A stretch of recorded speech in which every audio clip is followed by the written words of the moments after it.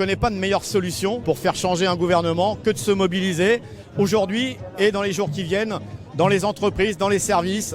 À chaque fois qu'il y a beaucoup de monde de mobiliser, on arrive à faire non seulement reculer un gouvernement, et on a des exemples concrets, mais aussi de faire avancer les revendications du monde du travail. Par exemple, la mobilisation 2019-2020 sur la précédente réforme des retraites, heureusement qu'il y a eu des mobilisations, parce que sinon elle serait passée bien avant l'arrivée du Covid.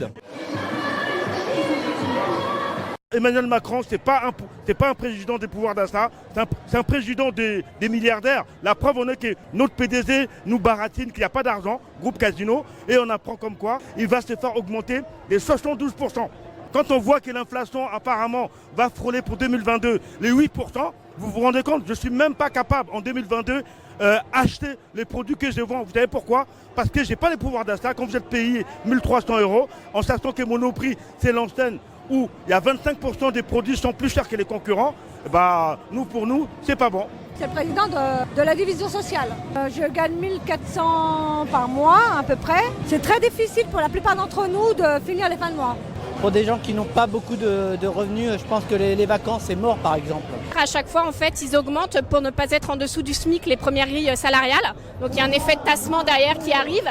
Et donc effectivement, pour les plus bas salaires de la grille salariale, c'est de pire en pire. Donc il y a une réelle inégalité entre les différentes classifications, les différents métiers dans le groupe La Poste. Pendant tout son mandat, il n'a rien valorisé en termes de salaire pour les fonctionnaires, sauf partiellement avec les infirmières, certains cadres d'emploi ou dans la santé. Il y a de fortes inégalités de salaire, notamment avec les femmes, puisque dans la fonction publique, on a à peu près 19% de différence entre les femmes et les hommes dans la fonction publique et dans la fonction publique territoriale. Donc nous, on a besoin d'avoir des salaires revalorisés, notamment pour toutes les filières féminines, comme les psychologues, les sages-femmes, les assistantes sociales. Les promesses d'augmentation de la retraite, puisque je suis en retraite, ça ne va pas du tout compenser la perte de pouvoir d'achat qu'ont les retraités. Non, pas du tout.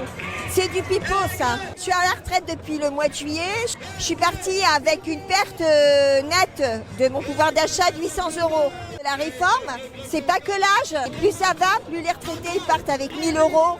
Ça peut pas aller, ça. Donc moi je travaille dans une banque, donc typiquement par exemple sur le sujet de la retraite, nous on vend des produits financiers. Donc on se demande qui peut aller dans ces produits financiers vu les bas niveaux de salaire. Donc encore une fois on va créer une retraite pour les riches et puis une retraite pour les pauvres avec la collectivisation du sujet de retraite. En réalité, ce qui prépare, c'est une réforme des salaires, avec peut-être une augmentation de la part variable, donc pour le coup plus d'inégalité encore. Et même s'il revalorise, là comme aujourd'hui, d'ailleurs il a revalorisé un indice pour la catégorie C, nous on demande la revalorisation des échelles des salaires, quelles que soient les catégories, et le rattrapage depuis 2010 au moins des rémunérations. Son rôle, c'est de former les militants pour justement qu'ils se mobilisent plus dans les syndicats, c'est organiser des assemblées générales partout, dans toutes les boîtes et dans toutes les collectivités. Il faut faire grève. Cesser de travailler, c'est comme ça qu'on arrivera à faire reculer les patronats. Tant qu'on n'aura pas compris qu'on a besoin de s'unir, quelles que soient nos étiquettes syndicales, on se bat justement pour pouvoir vivre dignement.